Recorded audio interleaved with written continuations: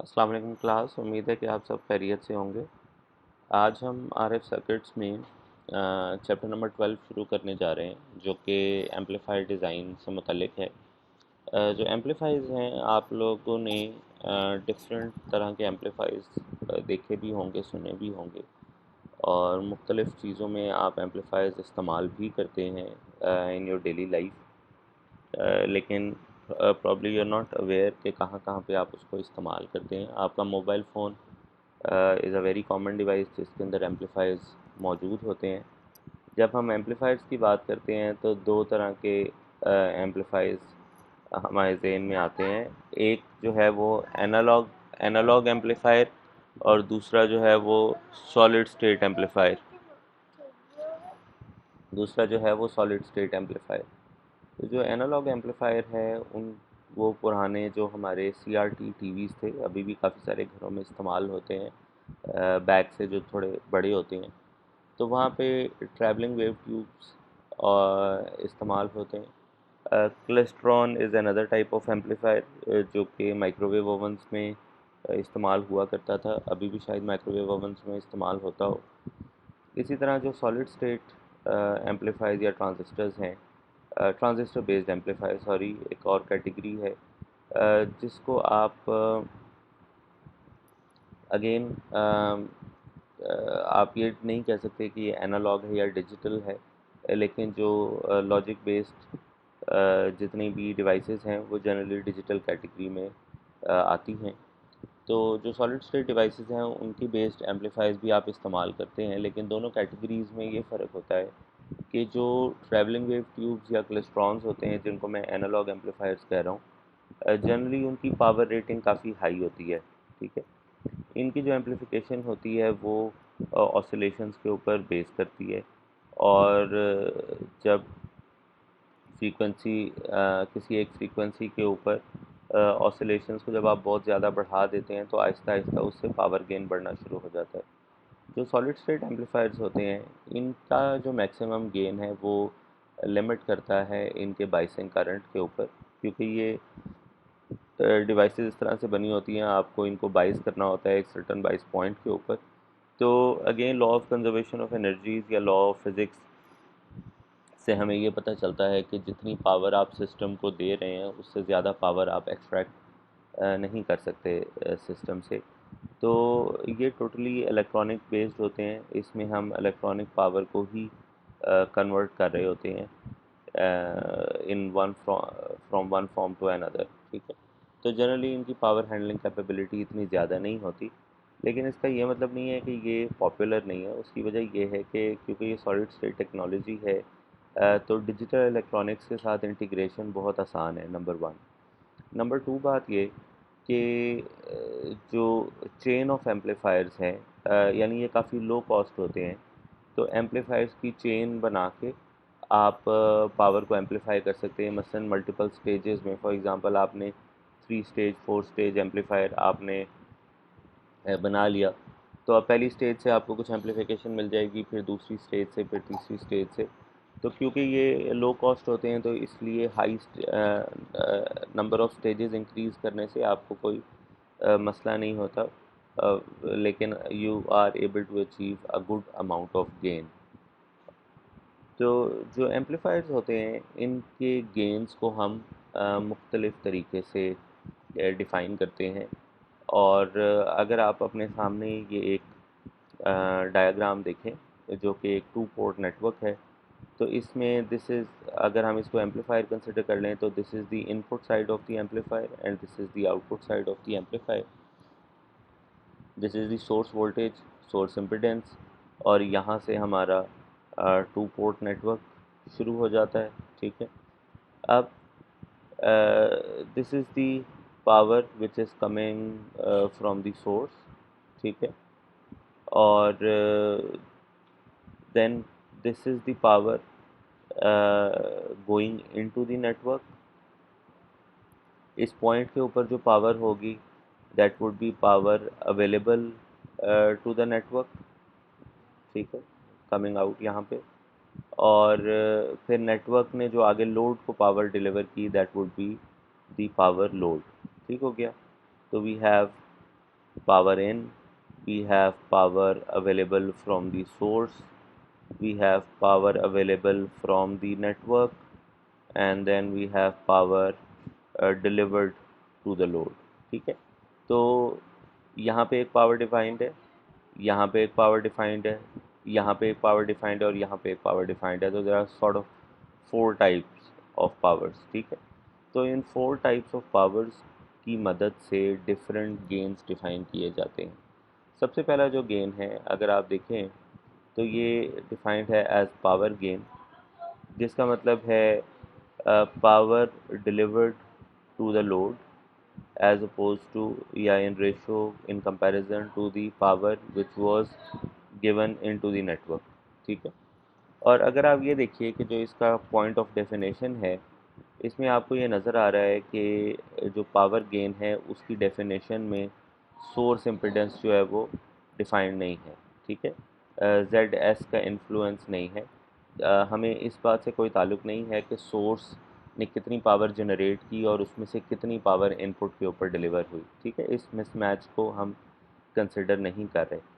लेकिन जब हम यहाँ पे जा रहे हैं तो हम ऑल द वे लोड तक ट्रैवल कर रहे हैं। इसका मतलब ये हुआ कि output impedance of the amplifier और ZL के अंदर अगर कोई मिसमैच एग्जिस्ट करता है तो वो यहाँ पे केटर फॉर होगा। ठीक है, एक और टाइप ऑफ गेन जिसको हम डिफाइन करते हैं that is the available power gain, और ये डिफाइंड है दोनों अवेलेबल पावर्स पे, power available from the source and power available to the network.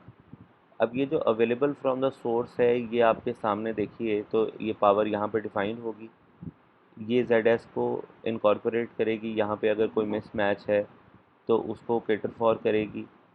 लेकिन अवेलेबल फ्रॉम द नेटवर्क जो है पावर, वो इस पॉइंट के ऊपर डिफाइंड है।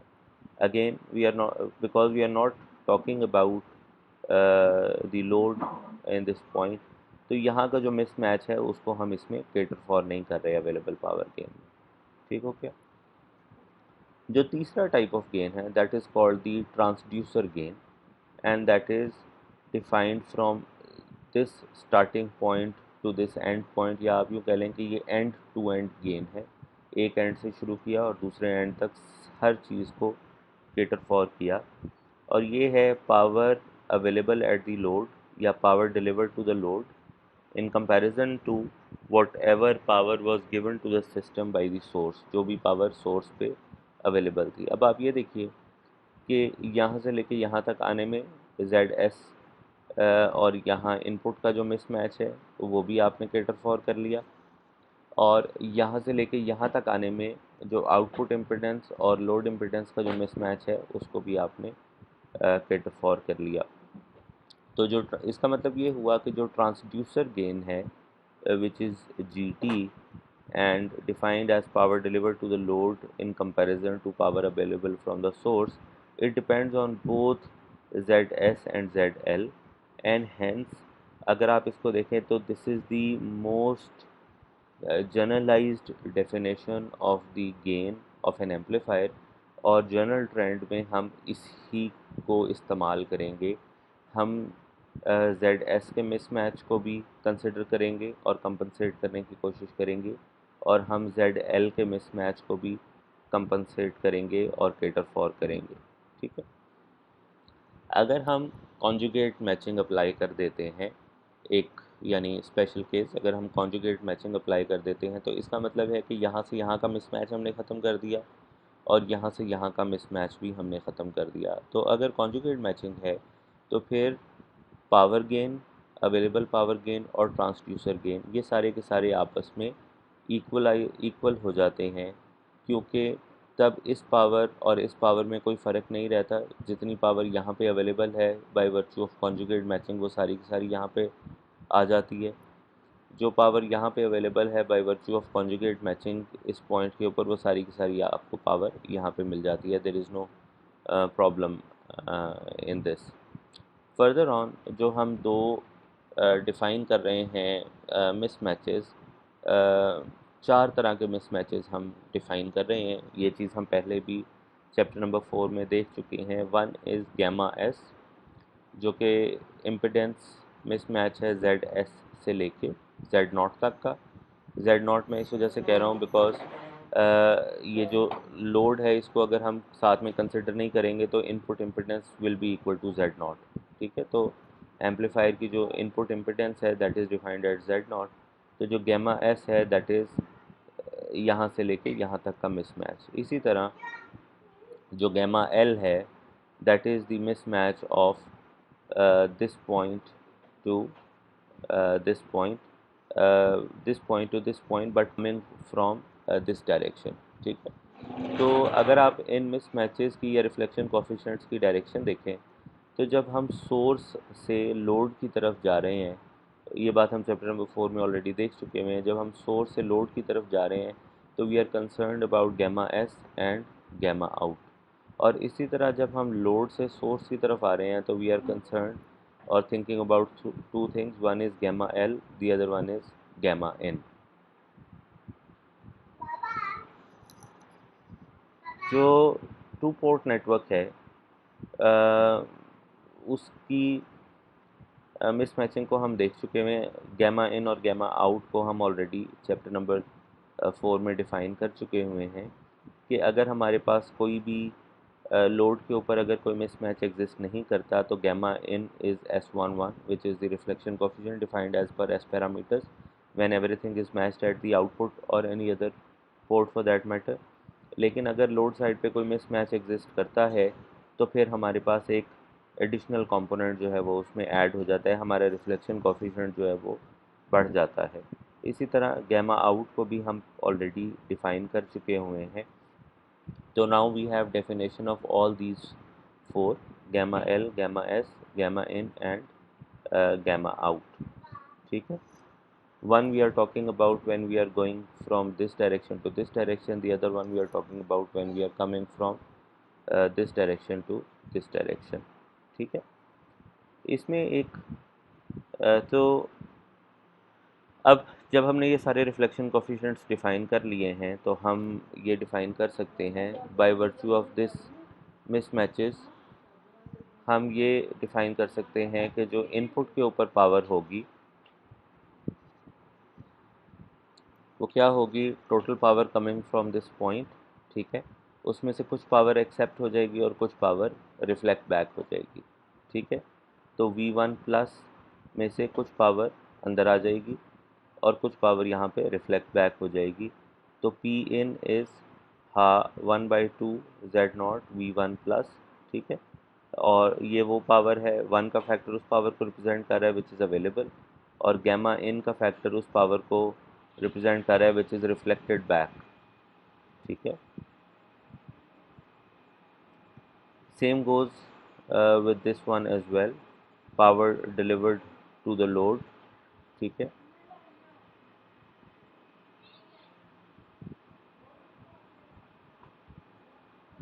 तो यहाँ पे भी कुछ पावर जो है वो लोड को मिल जाएगी और कुछ जो है वो रिफ्लेक्ट बैक हो जाएगी। ठीक है, तो अगर जो पीछे हमारे फार्मूलाज हैं अगर हम उसको यहाँ पे सब्स्टिट्यूट करें तो हमारे पास पी इन ये बन जाता है और पी एल हमारे पास ये बन जाता है।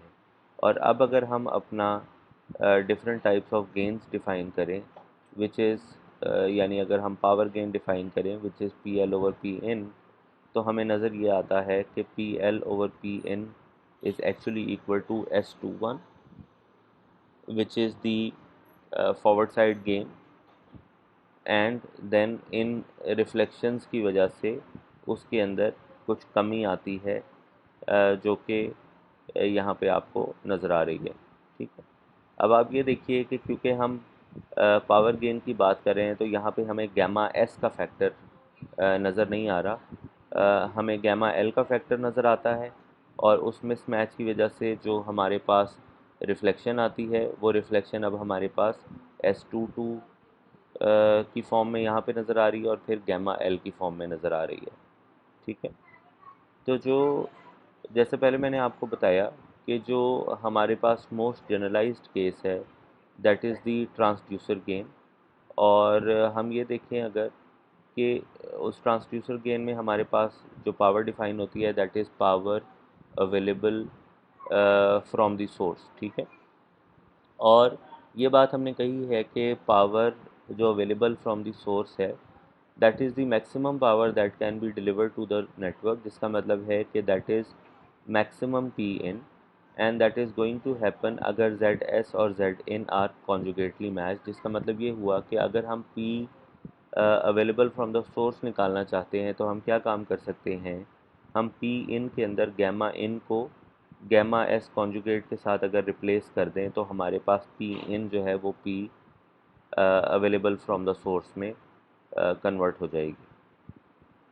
यहाँ पे अगर हम इसको गैमा एस कॉन्जुगेट से रिप्लेस कर दें इसको, तो फिर इसका मतलब ये होगा कि गैमा एस ऑलरेडी यहाँ पे है, तो गैमा एस का कॉन्जुगेट हमारे पास दोबारा यहाँ पे आ जाएगा और गैमा एस और गैमा एस का कॉन्जुगेट हमारे पास यहाँ पे आ जाएगा। तो उससे हमारे पास ये जो कॉम्प्लेक्स पार्ट है ये समहाउ ख़त्म हो जाएगा या मिनिमाइज़ हो जाएगा और हमारे पास जो है वो मैक्सिमम पावर जो कि इनपुट के ऊपर है वो power available from the source हो जाएगी। इसी तरह जो power available from the network है that is P L and उस पी एल में हम क्या करते हैं, defined gamma L for gamma out का कॉन्जुगेट। तो सिमिलर तरीके से तो हमने यहाँ पे डिफ़ाइन क्या किया, पी एल और पी इन, लेकिन फिर उसके अंदर कुछ सब्सटीट्यूशंस करके हम power available from the source and power available to the network हम जो है वो डिटरमिन कर सकते हैं। तो इस तरह से हम power gain, available power gain और ट्रांसड्यूसर गेन इन तीनों की वैल्यूज़ को डिटरमिन कर सकते हैं। ठीक है। एम्पलीफायर्स के अंदर एक स्पेशल केस होता है जिसमें हम ये कंसिडर करते हैं कि गैमा एल और गैमा एस ये दोनों ज़ीरो हैं, जिसका मतलब है कि कोई मिसमैच हमारे पास एग्जिस्ट नहीं कर रहा। अगर हमारे पास ये बात हो गैमा एल और गैमा एस हमारे पास अगर ज़ीरो हो जाएं, जिसका मतलब ये है कि अगर आप दोबारा से इस तस्वीर को देखें तो इसका मतलब ये है कि जब आप यहाँ से यहाँ आए तो आपको यहाँ पे कोई मिसमैच नहीं मिला, ठीक है। और फिर जब आप यहाँ से लोड पे आ गए तो अगेन लोड की वजह से कोई मिसमैच नहीं था and there was no reflection at this point, ठीक है। तो जितनी पावर यहाँ से आई वो यहाँ आ गई, फिर यहाँ आ गई और फिर यहाँ आ गई, विच is the case of the maximum gain. तो उस केस में गैमा एस और गैमा एल दोनों ज़ीरो हो जाएंगे और जो हमारा एम्पलीफायर का जो गेन है जिसका ये जनरलाइज्ड एक्सप्रेशन है, इसमें अगर आप गैमा एस को ज़ीरो कर दें, गैमा एल को ज़ीरो कर दें, ठीक है, तो ये सारी चीज़ें ख़त्म हो जाती हैं और आपका जो S21 है वो आपका मैक्सिमम गेन बन जाता है। ठीक है, आपका ये मैक्सिमम गेन बन जाता है जो कि एस पैरामीटर में आपके पास डिफाइंड होता है। तो ये चीज़ हमें किस तरह से हेल्प करती है, ये चीज़ हमें हेल्प करती है इन selecting the device for an amplifier. जब भी हम कोई एम्पलीफायर बनाते हैं तो हम उसको एक सर्टन रिक्वायरमेंट के लिए बनाते हैं, तो हमारे पास हर डिवाइस के एस पैरामीटर्स अवेलेबल होते हैं उनकी डेटा शीट के अंदर, ठीक है। तो one of the key parameters जो कि हम एम्पलीफायर के लिए डिसाइड करते हैं that is the gain of the amplifier, ठीक है। तो हम क्या करते हैं, वी सिंपली से कि यार हमें एक फॉर एग्ज़ाम्पल 10 dB गेन का हमें एम्पलीफायर चाहिए, ठीक है।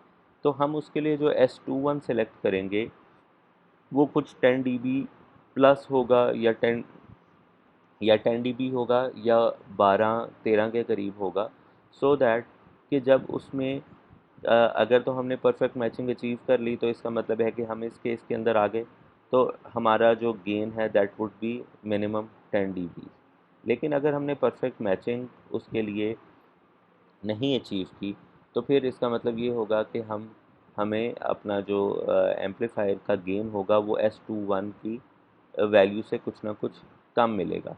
तो इस वजह से हम S21 की वैल्यू को अपने रिक्वायर्ड गेन की वैल्यू से थोड़ा सा हाई चूज़ करते हैं या एटलीस्ट उस वैल्यू तक चूज़ करते हैं, ताकि जब हम प्रैक्टिकली डिवाइस को बनाएं, उसको डेवलप करें, तो हमें एक सर्टेन अमाउंट ऑफ गेन जो कि हमारी रिक्वायरमेंट थी टू स्टार्ट विद वो हमें एटलीस्ट मिल जाए। एक और जो इम्पोर्टेंट फैक्टर है जिसको हम कंसिडर करते हैं that is the unilateral transducer gain. और यूनिलैटरल का मतलब ये है ऐसी डिवाइस जो कि सिर्फ एक डायरेक्शन में काम कर रही। हमें पता है कि अगर टू पोर्ट नेटवर्क हो तो उसके 4 पैरामीटर्स हैं, S11, S12, S21 और S22। तो जो एम्पलीफायर्स हैं उनके लिए S21 का इम्पोर्टेंट होना तो ज़रूरी है या उसका हाई होना ज़रूरी है, जिससे हमें ये पता चलेगा कि डिवाइस जो है वो एक साइड से यानी इनपुट के ऊपर जो पावर है वो सारी की सारी आउटपुट के ऊपर जा रही है। लेकिन जो उसकी रिवर्स साइड है विच इज़ S12, उससे हमें कोई इतना ताल्लुक़ नहीं है, बिकॉज़ हम एम्पलीफायर को रिवर्स ऑर्डर के अंदर ऑपरेट नहीं करते, हम उसको बैकवर्ड डायरेक्शन में ऑपरेट नहीं करते। तो कभी कभार चीज़ों को थोड़ा जनरलाइज करने के लिए ऑल्दो के S12 की वैल्यू कुछ एग्जिस्ट करती है, लेकिन वो वैल्यू इतनी कम होती है कि हम ये एज्यूम कर सकते हैं कि S12 की वैल्यू इक्वल टू ज़ीरो है। उससे हमारी काफ़ी सारी चीज़ें सिंप्लीफाई हो जाती हैं। तो अगर S12 हमारे पास ज़ीरो हो तो उससे हमें फ़ायदा क्या होता है या सिंप्लीफाई हमारे लिए क्या होता है, वो ये होता है कि हमें फिर गैमा इन को कैलकुलेट नहीं करना पड़ता और गैमा इन जो है वो स्ट्रेट अवे हमारा S11 के इक्वल हो जाता है। तो इस चीज़ को ओके, एग्जाम्पल 12.1 को भी हम देखते हैं। पहले हम इसको थोड़ा सा पूरा कर लीजिए।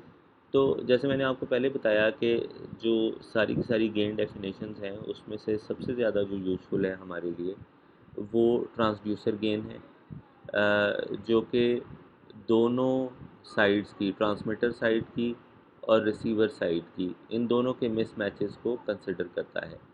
अब अगर हम देखें तो ये जो हमारे पास फॉर्मूला है जो कि हमें पावर गेन के बारे में बता रहा है, if you look at it, तो हम इस फॉर्मूला को 3 पार्ट्स में डिवाइड कर लेते हैं। किस तरह से कि हम ये डिफ़ाइन करते हैं कि अब हमारा जो एम्पलीफायर है उसके 3 सेक्शंस हैं। One is the input matching, जिसके गेन को हम GS कह रहे हैं।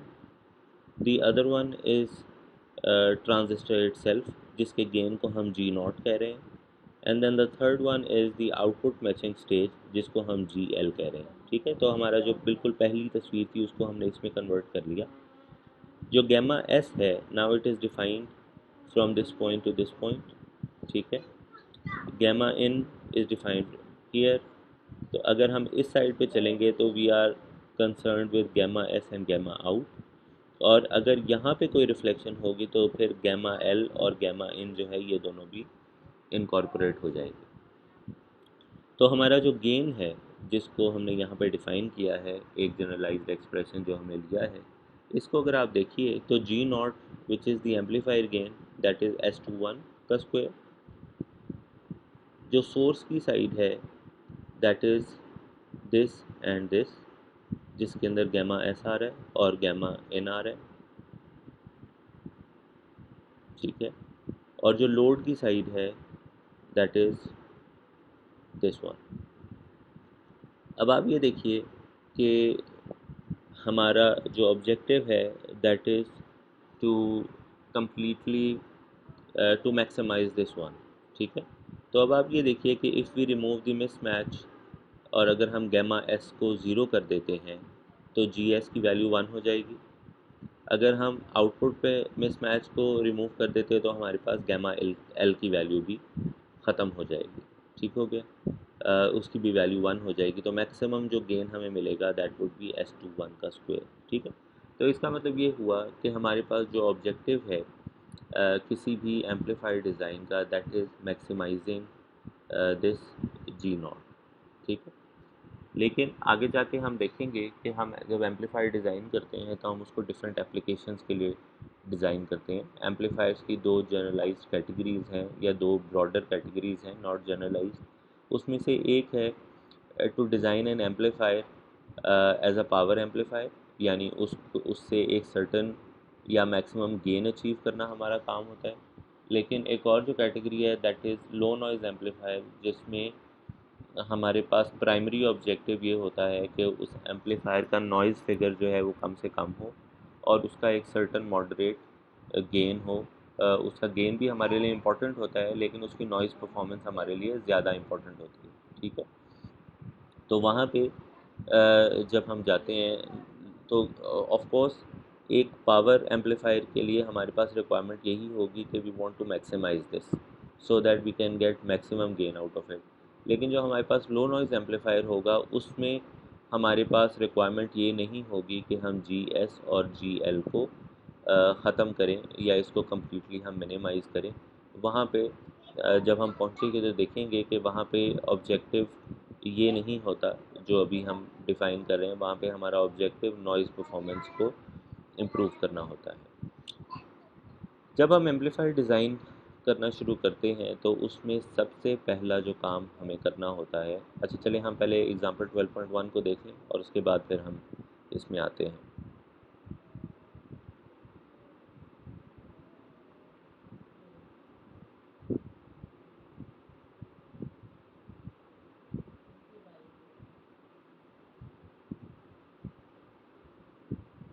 यहाँ पे कहीं होनी चाहिए हमारे पास।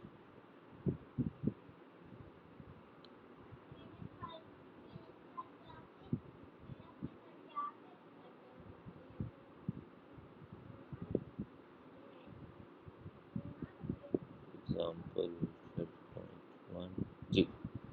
तो एग्जांपल 12.1 हमें सिर्फ डिफरेंट पावर गेन्स का कंपैरिजन देती है और हमें ये कह रहे हैं कि जी एक silicon bipolar junction BJT transistor है और 1 गीगाहर्ट्ज़ के ऊपर जब उसके एस पैरामीटर्स लिए गए हैं विद रेफरेंस टू 50 इम्पिडेंस, तो ये उसका एस मैट्रिक्स आ रहा है हमारे पास, ठीक है। अब आप ये देखिए कि इसका S21 हाई है, बाकी सारी की सारी वैल्यूज़ इसकी लो हैं। S12 इसका कम्प्लीटली ज़ीरो नहीं है, it is still some value 0.1। तो बहरहाल हमें डिफरेंट जो गेन डेफिनेशंस हैं उसको हमें करना है एक्सपेरिमेंट। तो गेन डेफिनेशंस के लिए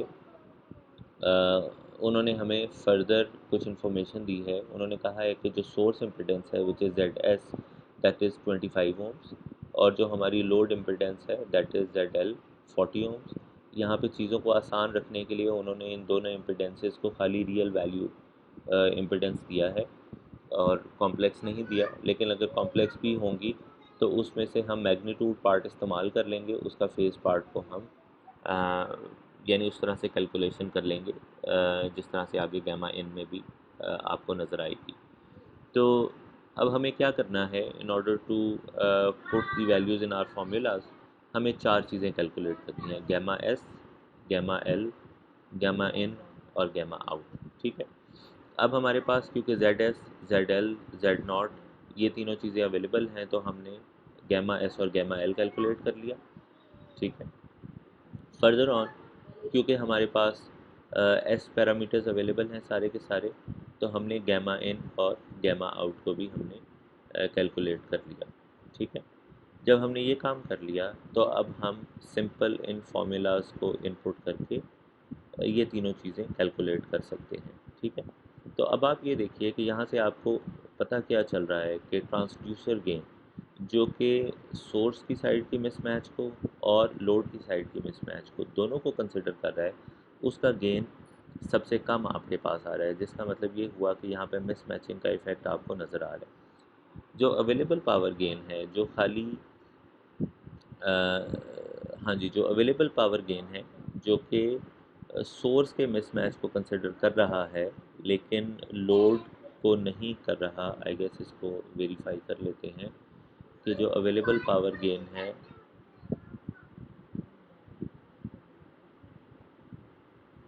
जी, अवेलेबल पावर गेन जो है वो सोर्स को काउंटर फॉर कर रहा है लेकिन लोड को नहीं देख रहा, उसकी वैल्यू हमारे पास सबसे ज़्यादा है, जिससे हमें ये पता चल रहा है कि सोर्स का मिसमैच इतना ज़्यादा नहीं है, लोड का मिसमैच हमारे पास ज़्यादा है। और अगर आप खाली लोड के मिसमैच को कंसिडर अगर आप अ, जी अगर आप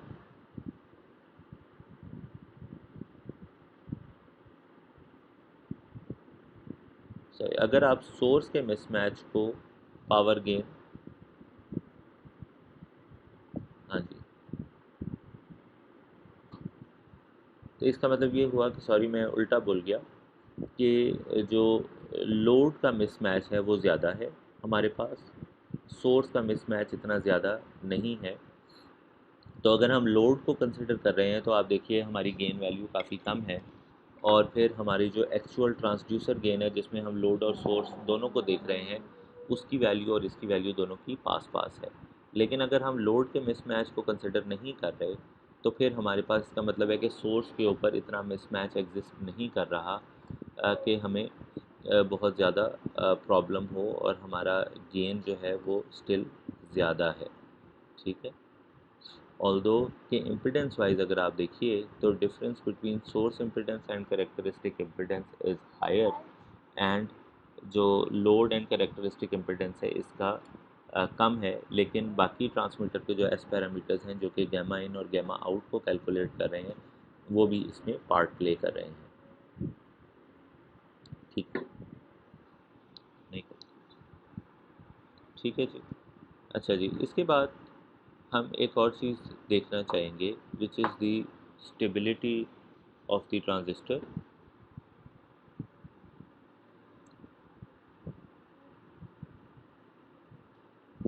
विच is the stability of the transistor. अच्छा, और रिगार्डलेस के हम किस भी एप्लीकेशन के लिए ट्रांजिस्टर को या एम्पलीफायर को डिज़ाइन कर रहे हैं, एक जो इम्पोर्टेंट चीज़ है जिसको हमें लाजमी देखना है that is the stability analysis of an amplifier. और जो एम्पलीफायर की स्टेबिलिटी है वो हमें ये बात बताती है कि क्या जब आप किसी भी एम्पलीफायर को कनेक्ट करेंगे इस पर्टिकुलर कॉन्फ़िगरेशन में, तो क्या कोई ऐसा सिनेरियो तो नहीं होगा जिसमें कॉन्टीन्यूअस ऑसिलेशंस जो हैं वो इनपुट और आउटपुट के दरमियान में एग्जिस्ट करना शुरू कर दें।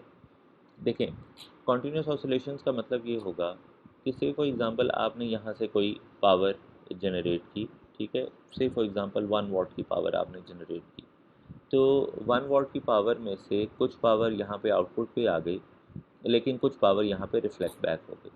जब वो पावर यहाँ पे रिफ्लेक्ट बैक हुई तो फिर उसमें से मज़ीद कुछ पावर यहाँ पे आ गई, फिर मज़ीद कुछ पावर यहाँ पे आ गई, मज़ीद कुछ पावर यहाँ पे आ गई। आहिस्ता आहिस्ता ये पावर जो है वो कम होना शुरू हो जाएगी, ठीक है, और आपका एम्पलीफायर जो है वो एक स्टेडी स्टेट में चला जाएगा।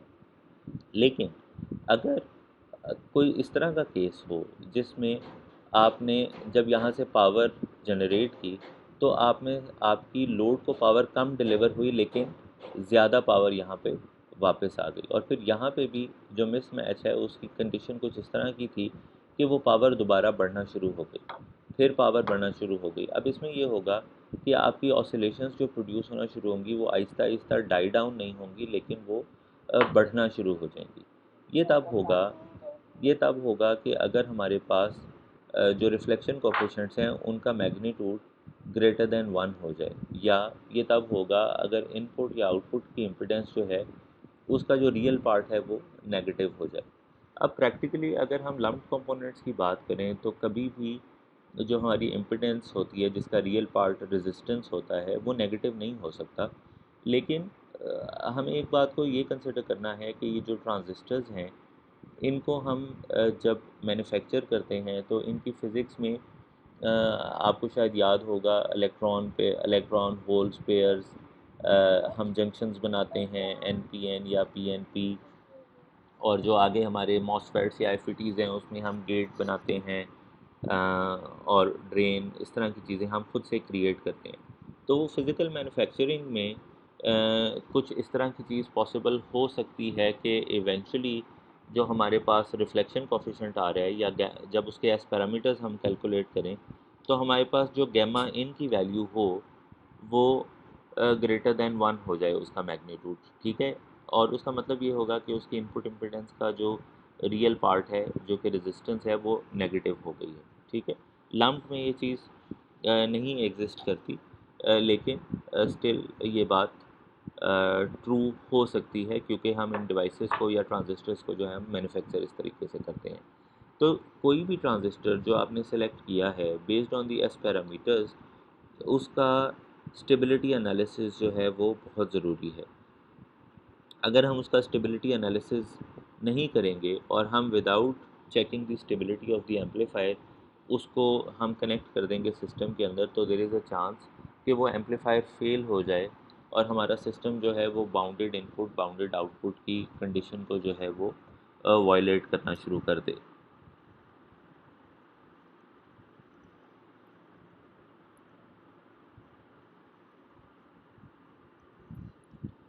तो दो तरह की स्टेबिलिटी है एम्पलीफायर में जिसको हम देखते हैं। one types of amplifiers या transistors, they are called unconditionally stable and the other ones are conditional stable।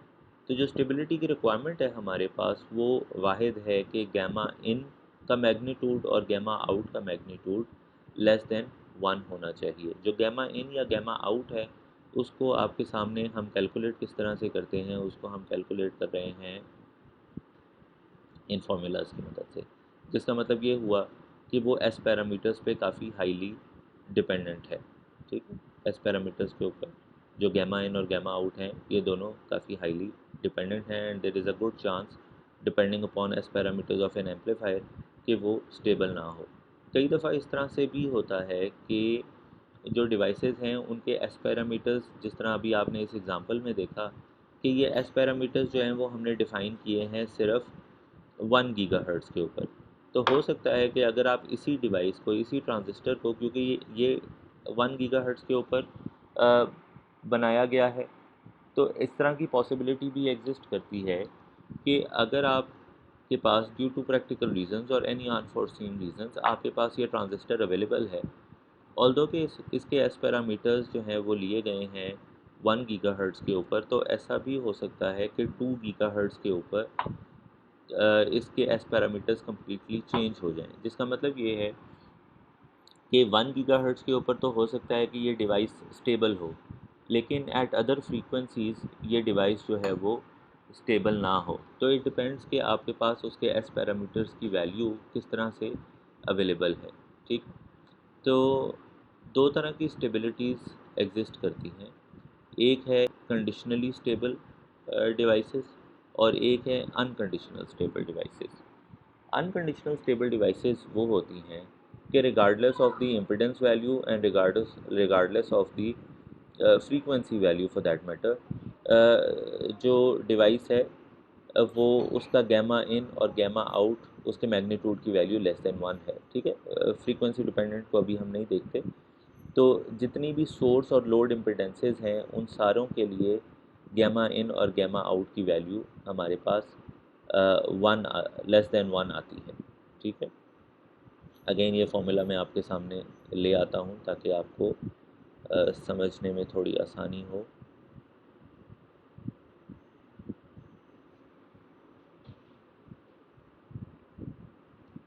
This is the formula. ठीक है, तो गैमा एल लोड इम्पिडेंस के ऊपर और गैमा एस जो है वो सोर्स इम्पिडेंस के ऊपर। तो इसका मतलब ये हुआ कि अगर लोड इम्पिडेंस में कोई मिसमैच होगा तो गैमा इन पे रिफ्लेक्ट होगा, अगर सोर्स इम्पिडेंस में कोई मिसमैच होगा तो गैमा आउट के ऊपर रिफ्लेक्ट होगा। ठीक है, तो दैट्स वाई इट्स सेइंग कि regardless of what ever impedances you choose for your source या लोड, आपकी गैमा इन गैमा आउट की वैल्यू अगर हमेशा लेस देन 1 रह रही है तो इसका मतलब है कि आपकी डिवाइस अनकंडीशनली स्टेबल है। इसका मतलब ये हुआ कि इस डिवाइस के एस पैरामीटर्स इस तरह के हैं कि कोई भी गैमा एस या गैमा एल की वैल्यू उनको एक्साइड करके रिफ्लेक्शन कोफिशिएंट को 1 से नहीं बढ़ा रही, रिफ्लेक्शन कोफिशिएंट हमेशा 1 से कम रहेगा। ठीक है, लेकिन एक और टाइप ऑफ स्टेबिलिटी है and that is called conditional stability. उसका मतलब ये है कि गैमा इन और गैमा आउट की वैल्यू लेस देन 1 है, लेकिन only for a specific range of source and load impedances. ठीक है, जो स्टेबिलिटी है that that is also frequency dependent. हमने जो बात मैं पहले यहाँ पे कर रहा था, तो जो स्टेबिलिटी है that is also frequency dependent, और वो इस वजह से क्योंकि हमारे जो एस पैरामीटर्स हैं दैट आर फ्रीक्वेंसी डिपेंडेंट।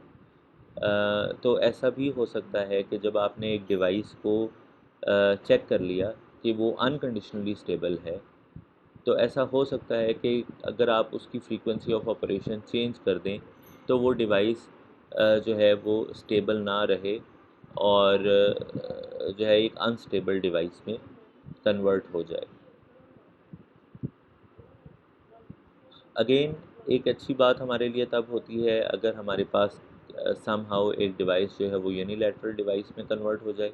अगर यूनिलैटरल डिवाइस होगी तो उसका S12 ज़ीरो के इक्वल हो जाएगा, और आपकी जो स्टेबिलिटी की कंडीशन है, अगर आप इसमें S12 को ज़ीरो पुट करें तो आपकी जो स्टेबिलिटी की कंडीशन है वो सिर्फ ये रह जाती है कि S11 का मैग्नीट्यूड लेस देन 1 हो जाए और S22 का मैग्नीट्यूड जो है वो लेस देन 1 हो जाए। ठीक है, तो अगर कोई भी डिवाइस स्टेबल है या नहीं है, इसको डिटर्मिन करने के लिए हम स्मिथ चार्ट का सहारा लेते हैं, हम सॉफ्टवेयर्स का सहारा लेते हैं। उसके लिए डिफरेंट हमारे पास टेस्ट्स हैं, जिसमें से एक क्राइटेरिया कहलाता है स्टेबिलिटी सर्कल, और दूसरा हमारे पास कुछ टेस्ट्स होते हैं विच आर कॉल्ड के डेल्टा टेस्ट्स।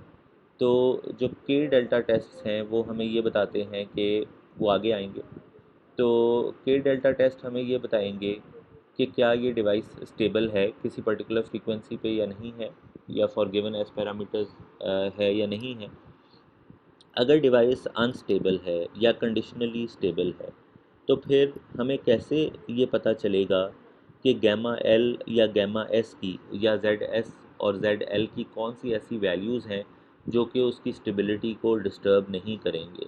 ठीक है, तो उन इस चीज़ को डिटर्मिन करने के लिए हम स्टेबिलिटी सर्कल्स का सहारा लेते हैं। तो अभी तक के लिए मेरा ख़्याल है कि इतना काफ़ी है। जब अगला हम सेक्शन देखेंगे लेक्चर का, तो फिर हम देखेंगे कि हम किसी भी डिवाइस की स्टेबिलिटी को हम कैसे चेक करते हैं, और प्रॉब्ली हम बुक की एक एग्ज़ाम्पल भी देखेंगे कि जो कि डिवाइस की स्टेबिलिटी को डिटर्मिन करने में हमारी हेल्प करेगी। तो ऑफ कोर्स उसके लिए हम स्मिथ चार्ट का इस्तेमाल करेंगे, जिस तरह हमने इम्पीडेंस मैचिंग में स्मिथ चार्ट का इस्तेमाल किया था। तो अभी तक के लिए इतना ही। आप अपना ख्याल रखिएगा और दुआओं में याद रखिएगा।